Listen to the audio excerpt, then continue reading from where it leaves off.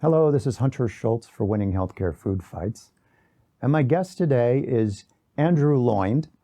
And Andy, welcome to the show.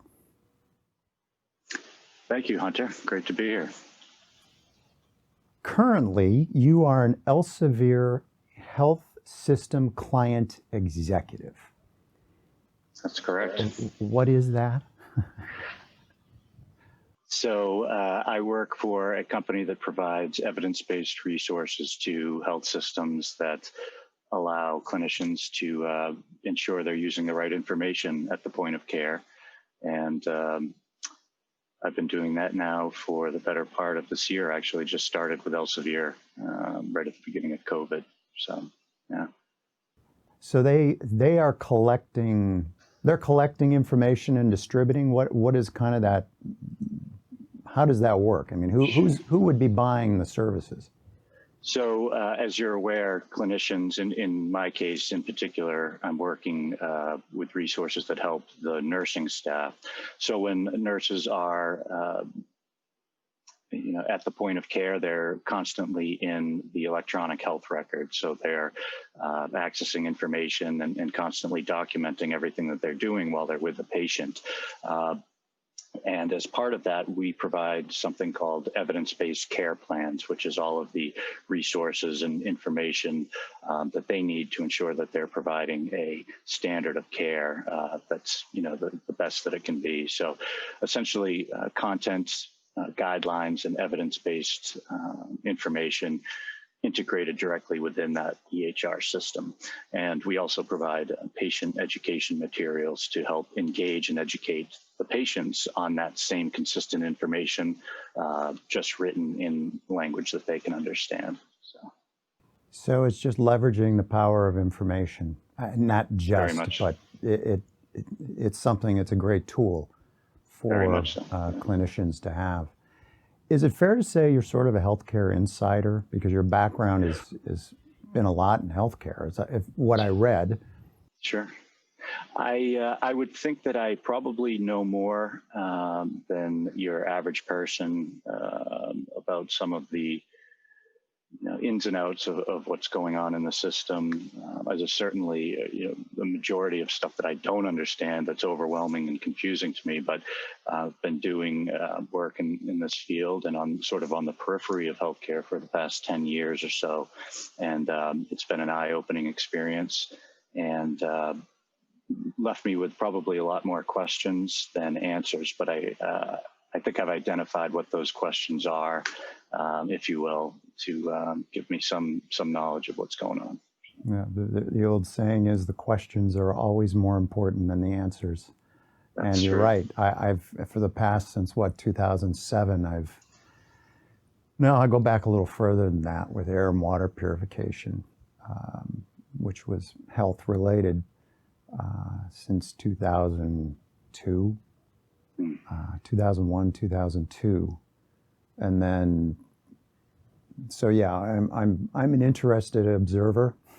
Exactly. That's yeah. I'm certainly not a doctor. Don't play one on TV. Would never even dream of that. You have worked with someone that I admire very much, and that's ZDoggMD, Dr. Zuman Damania. That's right. And I love his work. And for those who don't know, fill us in a little bit about who he is, what he does, and then what you did with him. Sure. Well, I guess, the quick story behind that is, I'll sort of introduce who Z is, I guess, to start, and then can give you a little bit of info on how I came to be aligned with him. But Dr. Zuman Damania, aka ZDoggMD, is a physician who had been practicing as a hospitalist at Stanford, deep in the system for years. And sort of as a result, I think, of his own experiences of burnout and just frustration and disillusionment with the system, he started to, as an outlet, make these hilarious parody videos and upload them to YouTube. And these videos were very much in the likeness of a Weird Al type parody of popular songs, but they were so well done. And what he was doing with those videos was really ranting and about different issues within the system.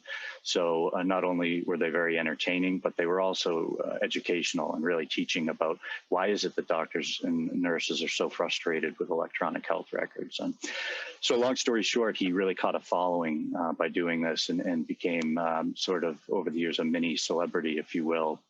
At least initially, and now he certainly, I think, would qualify as a celebrity within healthcare circles. And he's really transformed now from doing the comedy end or the satire into a real thought leader, if you will. Although I sort of hate that term, and as does Z. But he's very influential. Yeah, he's very influential now, having very serious discussions in a live show format where he has on influential leaders to talk about these issues and really galvanize a movement of healthcare workers, frontline healthcare workers, to voice their feelings in a way to help influence change in the system. So, and I had the opportunity to come on board because Z is just so busy as a popular influencer. He was fielding a lot of requests and demand to be someone who could a company or a healthcare organization might want to sponsor to promote their message. And he needed somebody who was sort of experienced with the biz dev side of things, business development. And one thing led to another, and I connected with him, and we just hit it off. And he said, "You're the guy for this job." So since early 2018, I worked full-time with Z doing this, and then more recently sort of phased into a part-time thing as he shifted gears away from wanting to be sponsored by these corporate organizations. So he's gone more the tribe route where on Patreon. Exactly. Zubin's very, to his credit, although he has that sort of celebrity status, he's very much an authentic, evidence-based, science-based, legitimate physician. And he's concerned about being influenced in a way that might, affect his credibility or authenticity. So as opposed to wanting to speak or represent companies that have their own motives, he'd much rather answer directly to his tribe of healthcare professionals, and can't blame him for that. So, not at all. So part of his background is that he was actually drawn to Las Vegas by Zappos. Zappos, yeah. Zappos, yeah, Tony Shea. Yeah. And he opened up a direct primary care clinic. And we'll get into that, but and I know you're a direct primary care patient. Mm-hmm. Were you already a DPC patient before, or was that after you joined him? That was one of the real benefits of working closely with Zubin, was learning about this movement, the DPC movement. I had no idea what it was. I really had a very low level understanding of how the healthcare and primary care system works, let alone alternatives to the status quo. But by working with him, not only did I learn about DPC through his history with Turntable Health, but I also became friendly and sort of connected with a number of leaders in DPC, a number of the physicians themselves, who I'm friendly with to this day. So, yeah, that was one of the great takeaways of working with him. It is quite a switch from the old obsolete system, and you know that's one of the reasons why I'm interviewing a lot more patients. In fact, I think I've got about 12 lined up already, and I'm looking forward to that because you all have interesting stories. You're wearing a Health 3.0 shirt, and DPC is a big part of Health 3.0, but and I know you and Zubin work together on that. What do people need to know about Health 3.0? So Health 3.0 really, I think, as a movement is, well, let me go back and sort of, we'll describe Health 1.0, Health 2.0, and then sort of what Health 3.0 is. And Health 1.0 was the old days where, you actually had a relationship with your doctor, and they had the time to spend with you. You might even envision the real old days where the doctor house calls with the bag, and, they knew your family and they knew everything about you. And, that was true relationship-based care. Certainly, there was a lot lacking in terms of evidence-based practices and just the advancements that technology would ultimately bring, and information would bring. So as we move forward to Health 2.0, it's sort of where we are now and where we've been for the past 10 or 20 years, which is technology and sort of the matrix, if you will, of balancing a practice between these huge monoliths of the insurance companies and the for-profit health systems, and then the regulatory requirements of the government with the electronic medical records and all of these things essentially that have gotten in the way of the real heart of medicine, which is the doctor-patient relationship, the caregiver, the care team-patient relationship. That's Health 2.0. And Health 3.0 is a vision where we can combine the best of both. So you can envision a model where you have that relationship with your doctor and the time to spend with them, and while still taking all of the benefits that modern day technology has given us, find those sort of bright spots, those gems that sort of operate in the background to help strengthen that relationship as opposed to interfering. That EHR and that laptop that we're so used to in the room, instead of being, a divider between that relationship, it is not present. It's sort of operating in the background, if you will. So Health 3.0 is really about spreading the word about how broken things are, why they're broken, and the hope and the real optimism for there is a better way.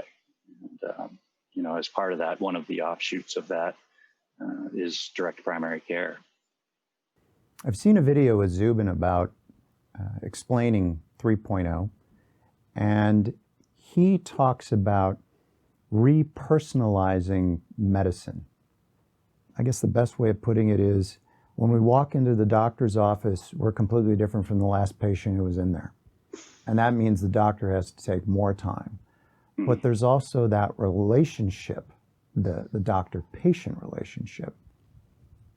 And this sort of segues into an area that I wanted to touch on, and that was, what's your take on Medicare for All? Well, such a big question, but, I think that one of the things I've learned sort of working with Zubin is, or particularly while working with Zubin, is I came to understand that the healthcare system as we understand it today is broken. It's a mess. It doesn't, it's set up, it's totally upside down. So what happens when we talk about Medicare for All, and I think this is a point that, I'm still learning how to understand it and certainly how to articulate it. But, I hear people all the time sort of conflating the idea of Medicare for All with, we're all going to have we're all going to have wonderful health care. And, I think something that you really need to consider is that you're taking, through Medicare for All, what that essentially means is you're taking something that is at its core fundamentally broken, and then you're expanding it and giving it to everybody, and then paying for it out of the commons, if you will. And what I mean by really broken is that somewhere around 90%, I think it is, of our healthcare spend in this country is towards procedures and specialty care and all of these types of things. And 10%, if that, is on basic primary and preventative care. So you're in a system now where you're taking something and that should be based, you should flip that, right? It should be 90% should be based on primary preventative care. and then the 10% of procedures and specialty care that are actually necessary. So one of the things that, Zubin had told me is that when he was a hospitalist, he'd look around the hospital on any given day and he'd have his team with him and he'd say, how many of these people actually need to be here right now? And he said without question, on any given day, no more than, there were probably 60% of people in that hospital that would not have needed to be there if they had only had some preventative basic primary care. And that was one of the roots of his frustration, is that people need to understand, what primary care really is and how to be active in it and how to take care of themselves, and not just this sort of one-off going to, get a knee replacement or, all types of specialty care just because, that's the way the system is set up. So I would encourage people to really peel back the onion on what it means to expand our current system through a Medicare for All model. The for all part of Medicare for All is those are the politicians talking. Exactly. And the politicians, they have to think for all by design, right? Because if you look at the Constitution, it's not about, yes, there's an individuality component to it, but it's all about a level playing field. And so for all makes sense, but they're so focused on the payment side that they're not even talking about the care side. They're not even getting care right. And that's frustrating. That's the other thing that's so frustrating, is this conflation. You hear people talk about healthcare for all, and politicians, healthcare, we need health. And we're all sort of brainwashed, as, I maybe that's a strong term, but I think it's true. We all sort of conflate healthcare with health insurance, and that paying for health care is health care. It's not. It's two completely separate things. So that's the other confusing part of this, is healthcare, when sort of the politicians talk about it, is not really, it doesn't equate to actually caring for your health. How would you compare the care that you had before in the old obsolete system to what you have now? Well, first off, I'll have to say I've been lucky and blessed to, obviously through this point in my life, to be a younger, healthy person with no chronic conditions or anything like that. So my exposure really to the healthcare system obviously started off as a child, going through the regular annual pediatrician visit that my parents were responsible for setting up. But as I became an adult through my 20s, I remember I just, what 20-year-old guy is really thinking about keeping up with his primary care? But I was out of it. I didn't see a doctor. On a few occasions when I may have been injured or got poison ivy or something like that, I'd go to an urgent care or go to the ER. But it was in my early 30s, I remember specifically, my wife and I had just had our first child, and something about having a child makes you sit back and sort of take inventory of how responsible you are as a man in your own health and future. Now there's a real reason for me to be the best I can be and healthy as I can be. So I realized, man, I haven't actually had a checkup in 12 years, and so I went online and I started, how does one find a primary, they don't teach you how to find a primary care. So I just went on a random local New Boston area health system, started clicking through. And funny enough, one of the things we had learned at my job at the time, I was working for a healthcare company run by physicians. And one of the things that I had recalled was that physicians, as they get older and the longer they've been in practice, the more mistakes they tend to make and the more things they miss. And it was a funny little anecdote. So I started looking for a younger looking physician. So I randomly found this guy, made an appointment. And if you want, I can, explain that sort of process of experiencing a primary care visit. But in a nutshell, I showed up at the health system, and very much assembly line medicine. You're a number, it's packed waiting room, and I went in, and I don't really make eye contact at the desk, just where your insurance card. And so then I'm shut, go into the room, everyone's experienced it, and it's like another smaller waiting room. And, he finally comes in and carrying the laptop. Hey, how's it going? And hey, nice to meet you. He's like, so what brings you in today? And kind of, well, I just wanted to kind of get a checkup. I was taken aback. I was like, I just, and he's kind of looking at me like, you don't have a primary complaint, No, I think I'm pretty healthy. I thought maybe to establish a relationship with a physician. And he's like, oh, okay, yeah, I get it. Great. So he sat down. He's like, how'd you find me? And I made him laugh because I told him how I thought he looked kind of younger, and he kind of yelled out to the hall, hey, this guy thinks I look like a young guy, and they all chuckled. So we proceeded through the appointment. It was about, he asked me a list of very standard questions while sitting at his laptop, and went through the history, and he's typing and asking me very cookie cutter questions. And then the only thing I remember saying to him is, any history of heart disease, and I said, I think I've had some palpitations, and before I remember waking. What I didn't mention is probably when I was 27 and I had drank a 12-pack, the night before.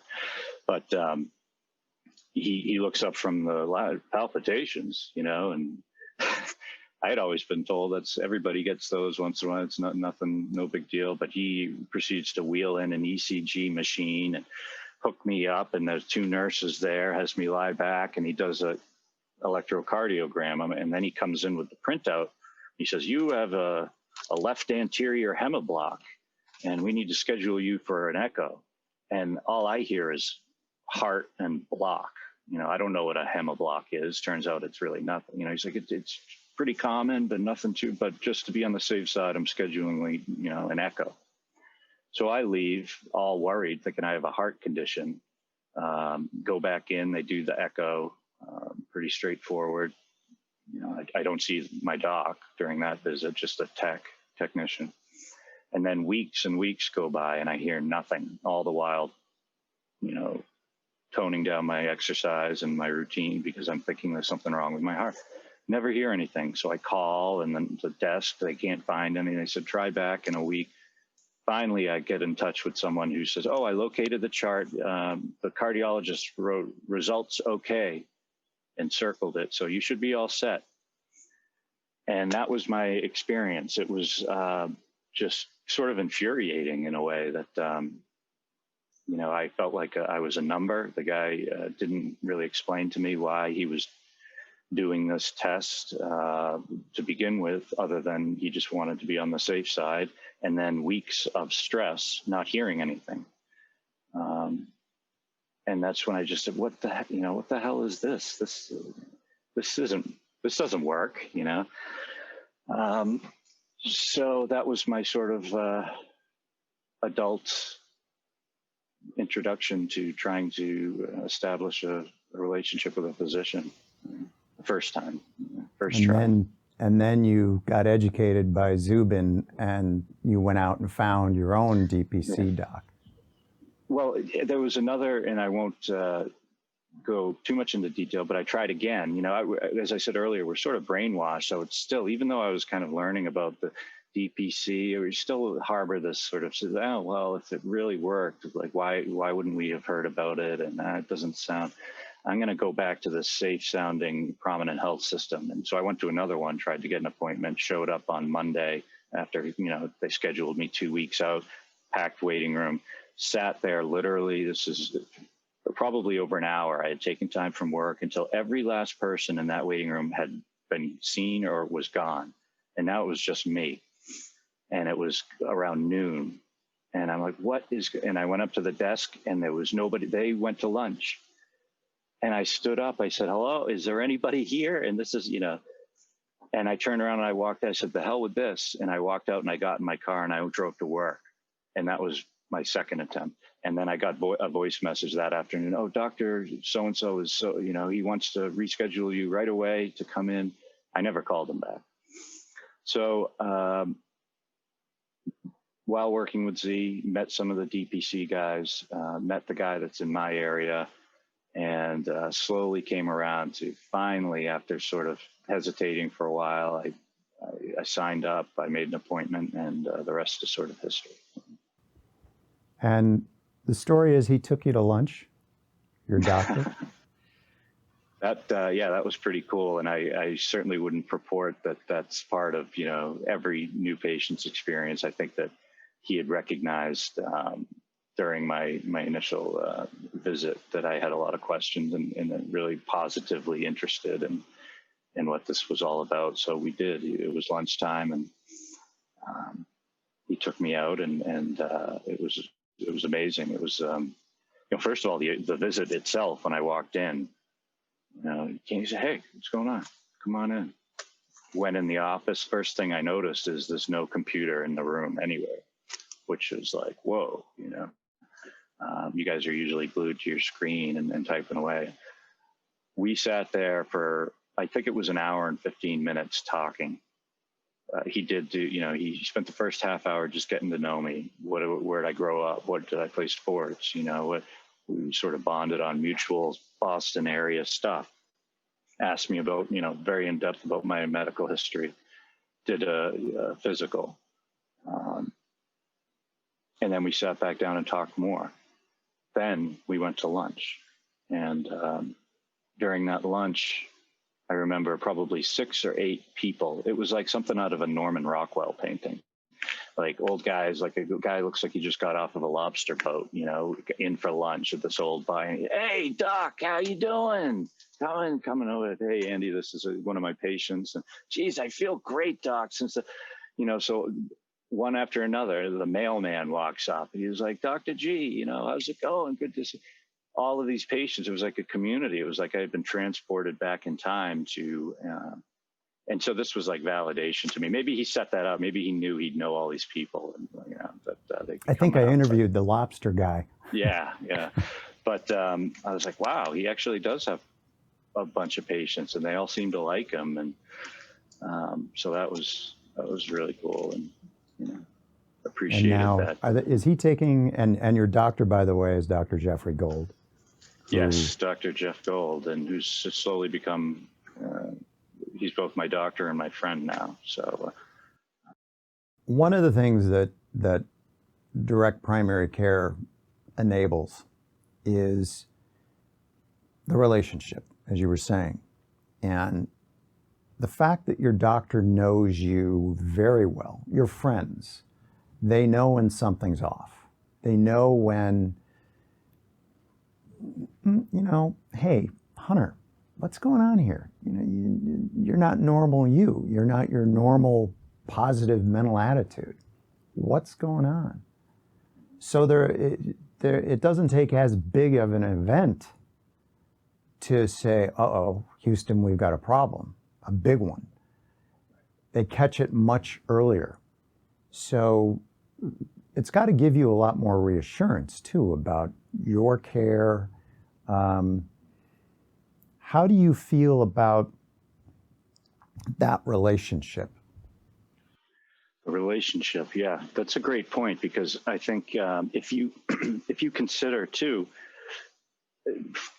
from a male perspective, right, we're always sort of downplaying, or we're not wanting to admit that we don't feel well, or don't want to complain about something. So you take that sort of dynamic, and then you add into it the barriers to actually bringing it up, which the traditional model certainly has, right? So, well, my side where my liver, my pancreas, is really bothering, but I'll just stuff it down and forget about it, because then I'll have to call. I got to figure out if I can take time off from work to go in, and I'll just ignore it, right? So that sort of dynamic can lead to worsening health outcomes, because you're sort of incentivized to ignore as long as possible until you really have to go to the doctor. Whereas the benefit of DPC for me has been, coincidentally, Jeff and I had found that we have similar senses of humor and, interests, and we're both kind of oddly weird in our own little ways, and we laugh about, so we become friends. But even if you're not, right, you don't, you don't have to say, it's not to say that everybody's going to become friends with their doctor, but I can guarantee you will be closer with them than you would in your regular, in the regular system. So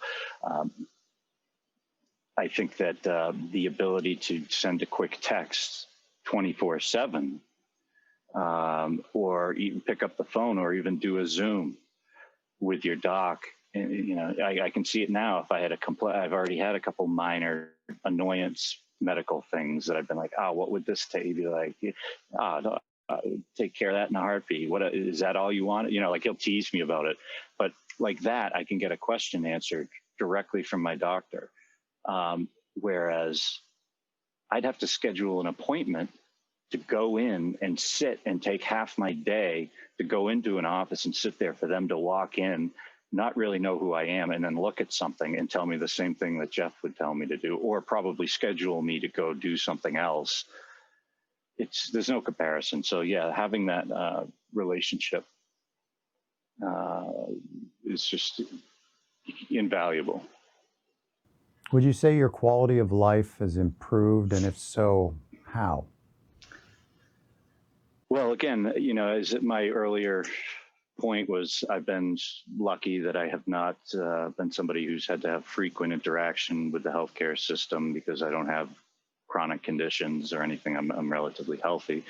But I would say, yeah, my stress level in terms of when things happen, even if they're small things, as I just sort of illuminated on, little things can become a real pain in the butt. I think my comfort in knowing that should something happen, or should I be concerned about something, even about my family, like even though technically, you know, we're not at the point yet where my kids and my wife, you know, are DPC patients. If there's something going on that I'm concerned about, that, you know, I could ask Jeff, do you think I should, is this something I can wait till tomorrow to go see the pediatrician for, if it has to do with one of my kids? There's sort of a lot of ancillary, secondary, less talked about benefits too, just in terms of knowing that you do have that access to a doc to sort of help you navigate certain waters. It's a known known versus the known unknown. Exactly. Donnie Rumsfeld. Yeah. He went to my high school. That's a coincidence. Yeah. His mother and father-in-law lived across the street from me. What a strange coincidence. Because he's famous for that, you know, with his glasses, and they're known, and it's sort of funny, you know.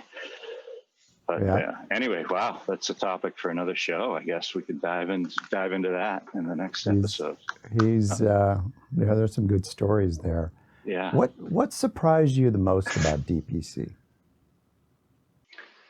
I think that you know, I started to wrap my head around what DPC was, and wow, this really makes sense. But I think the one thing I remember being really surprised about is when Jeff was, my doctor, Jeff Gold, was explaining to me that healthcare, most things in healthcare are not actually that expensive. I remember being really like, what? You know, like not being able to understand. It took a few times for him to sort of, and I'm still trying to figure out, because certainly there are things that are expensive. I mean, it's not to be, you know, I'm not being disingenuous or naive, but the majority of those sort of basic things like labs and blood work and tests and even like a MRI or a CAT scan, you know, we've all heard those stories of somebody having a CAT scan and then getting like a $60,000 or $80,000 bill from the hospital. That's not because that's how much that thing costs, or that's what it actually is. That's because these greedy, just for-profit systems and administrators are setting the price there and gouging us. It doesn't cost $50,000 to get an MRI. You know, I don't know what the price is, but I'm pretty sure it's a fraction of that. And working with a DPC doc, there are ways that they can sort of negotiate and have a way for you to take advantage of very low-cost services. Yeah, so I think that was the most surprising thing. It was like, wait a minute, I've been told my whole life that we have to have health insurance because otherwise I'll be on the street if I have to go to the hospital. And that's, you know, it's not true, because I probably don't need to go to the hospital in a lot of cases if I'm working closely on preventative health, but that's another discussion. How do you explain direct primary care to the uninitiated?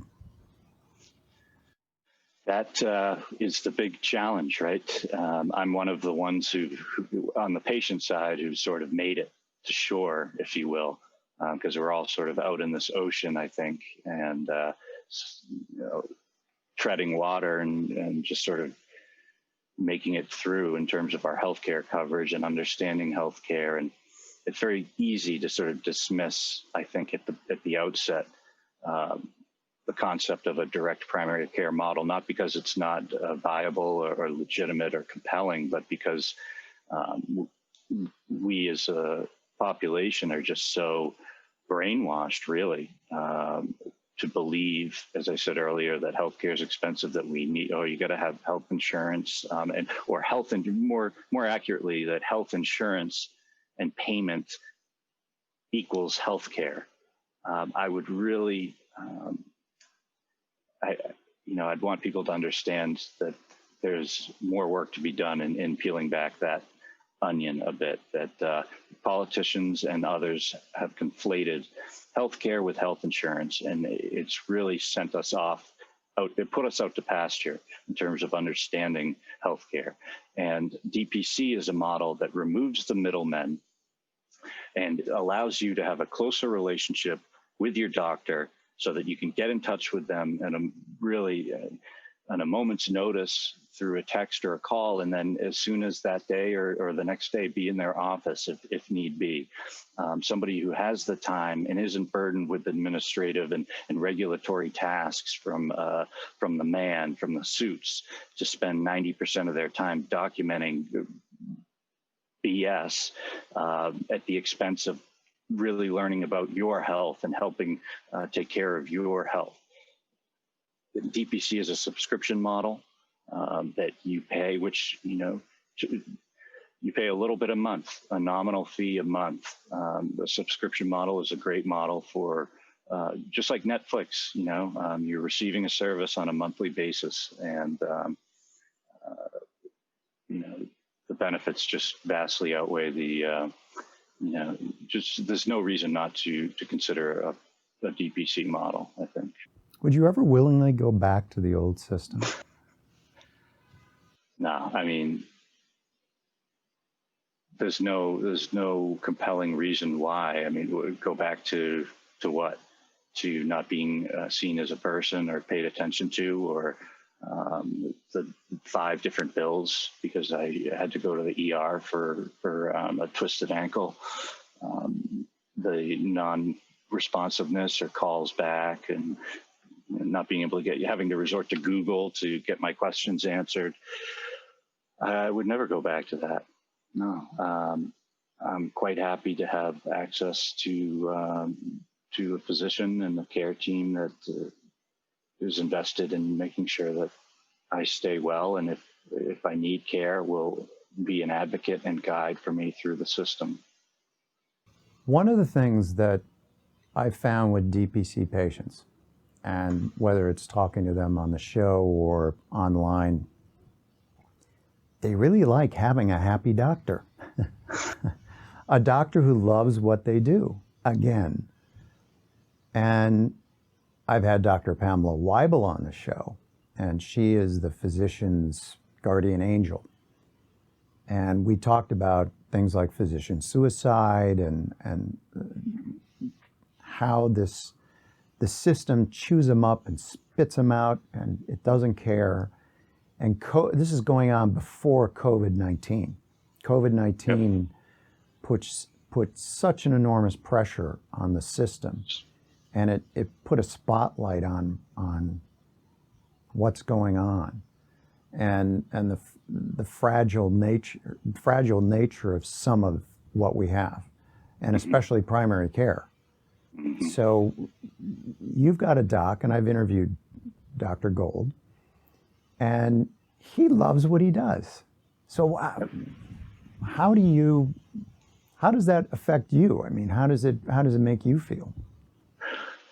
Well, that's actually opens up a whole new discussion, because one of the things that I've learned, and especially I'd say the past 2 years really by my work with ZDoggMD, was it's not just we patients that are really struggling and suffering to navigate this system. And I think this is something that most people actually aren't really, they don't, if they understand or they've heard it, they don't understand the extent of it, is the level to which physicians and nurses and other frontline healthcare workers, forget about COVID, but the level of which they are suffering, the levels of depression and mental anguish and stress that they have been under because of this insane system. And, you know, you think about people who, in the vast majority of cases, go to medical school and choose to follow a calling or respond to a calling to become a healer, a caregiver, to become a doctor, to take care of patients. And they essentially sacrifice their 20s for schooling and training, only to arrive into a system that is so broken and just really so reprehensible to everything that they wanted to do and that they trained to do, which is, more specifically what I mean is all of the regulatory and administrative and just crap that they have to do on a day in and day out basis that has absolutely nothing to do with patient care, where they see patients coming in a circular door with chronic conditions and root causes for those conditions that they can see are present, but they just don't have the time to deal with, to engage with the patient on. And that hurts them. That causes, you know, that they're incentivized and they're required to spend their time clicking boxes in a glorified cash register, which is the electronic health record, which, as ZDoggMD once eloquently put it, he said, "I refuse to call it an electronic health record because there's nothing to do with health in that thing. It's a glorified cash register." And they see that patient, as I said, sitting there suffering, and they know in their heart, if they only had the time and the flexibility to spend with that patient to get to the causes of why they keep going back out and picking up those drugs or consuming those intoxicants or not taking their insulin, or why they have PTSD that's led to depression and inability to care for themselves. If they had the ability to actually do that, they could help that person, but they can't. So they're in this system that is just really hurting them. So they have to shut down and they have to sort of just power through. And, you know, that starts to wear on them. And the best example is just a quick story where this really, I realized the full extent of this. And it wasn't just stats that I had read in an article or something like that, is when Zubin was the keynote speaker in 2018 at the AAFP, which is the, I believe, the American Academy of Family Physicians. They had their annual event, and there was about 4,000 or 5,000 primary care, family practice docs gathered. Great time. Met so many cool people there, hung out with the DPC crowd. But Zubin gave a rousing speech, and standing ovation, blew the roof off the place. And after, they had the selfie line. You know, in the old days, we used to do the autograph, but now it's a selfie line. So I stood there next to him, sort of, you know, just as his security / producer, whatever. And I just waited as he talked to each and every person in this line that stretched for hundreds of yards, you know, probably 150, 200 people.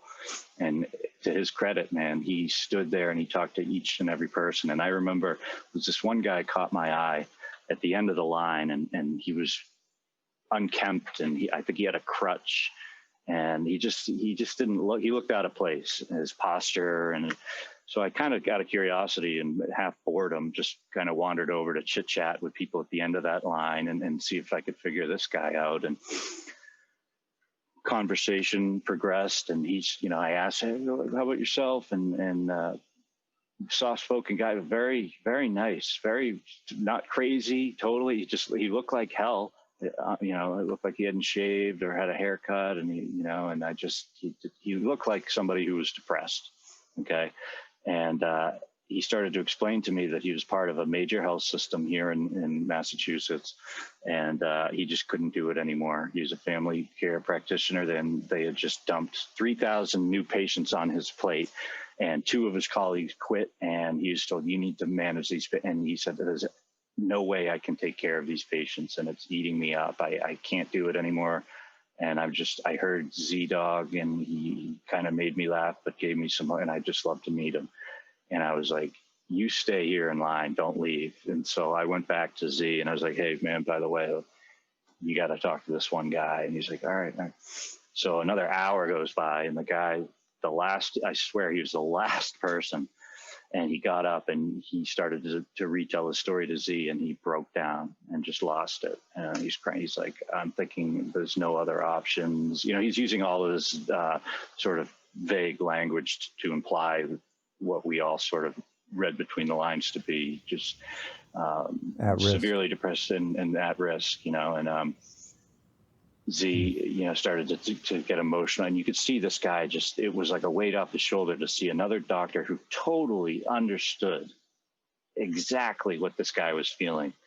And Z and I both talked to him. I said, you got to meet these DPC guys. And that, I tried to be funny about it. Like, they're just hilarious. And they would totally, Z is like, go talk to them. That's an option. It's another avenue. There's a way out of this mess. And this is one of the most viable options. So we left, said our goodbyes. I got the guy's email address or whatever. Walking across the parking lot, going back to the hotel, I turned to Z, and he was just spent. He'd been on his feet all day, and he just wanted to get something to eat and go to bed. And I just remember looking at him and saying, man, I don't mean to be overly dramatic or anything, but that last guy, like, you may have just saved his effing life. And I didn't say it in any way to exaggerate. And I just saw Z in the middle of the parking lot, just like break down, just lose it. And it was like the most... because he knew I was right, that guy it could have been that night. I mean, but he was hanging on by a thin thread, and Z gave him like this small glimmer of hope. Anyway, so to wrap up the story, I followed up with this guy via email, and a few months ago, I emailed with him a few times, and the last I heard, he had linked up with those DPC guys, and I think he said he was on the cusp of opening his own DPC practice. And that blew my mind. I forwarded it to Zub, and I'm like, dude, remember that guy? Look, he's actually, his whole life did a 180, and he had like hope and a reason to be inspired again. And so that's my long-winded story, but it was like a moment for me. It was like, boom, this is what physician burnout is. And it's not burnout, because burnout implies that it's their fault and they can't hack it. You keep hearing burnout, and that's so condescending and not accurate. It's, victim blaming in a way. It's something that Dr. Wendy Dean and Simon Talbot, plastic surgeon, coined moral injury. And Zubin promoted this term. We need to stop calling it burnout, call it moral injury, because these are people who went in with idealistic values to help, and not unlike people who go to war for the right reasons, to defend something or to fix something. And they see things that are so abhorrent and offensive to their sense of values and their morality that it scars them and affects them. And, you see them coming back from the front all messed up. And a certain level, it's happening to physicians. They can't help the patients. And I'm really passionate about finding ways to make the system better for them too. Andrew Loynd, thanks for joining me. It's been a pleasure. I think Thank you, Hunter. That was a message of hope there, and a great way to end the conversation. So thank you. Hope. And I look forward to touching base with you in the future. You as well. It's a great time. Thanks. Thank you. And I'm Hunter Schultz. This is Winning Healthcare Food Fights Without the Mess. Stay healthy, wash your hands a lot, and there you are.